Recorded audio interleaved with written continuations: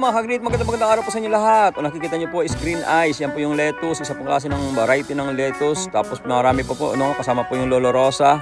So iba-iba pong klase ng variety. Ito pong mga lettuce na to ay sabi nila hindi pwedeng itanim sa lowland, yung pinagtataniman po ng palay. Kaya nga po mahal ang lettuce eh. Pero pinapatunayan natin na yung konting pagbabago lang na gagawin natin sa lupa ay makakapagtanim na po tayo. Tingnan niyo po kung gaano kaputik po yan. No?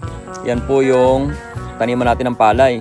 So ngayon po gaganda ng lettuce. Ito po yung green eyes, romaine at saka Lolo Rosa ng mga lettuce na itatanim natin sa taniman ng palay. Nga lang may kunting pagbabago po tayong gagawin. Kung paano po yung ginawa natin, subaybayan nyo po dyan sa ating munting channel Will Agri TV. Makikita nyo po yung mga video dyan. Magsimula po tayo ng land preparation hanggang sa tayo po ay malapit na mag-harvest nito. Mga nasa 16-17 days na po itong ating lettuce.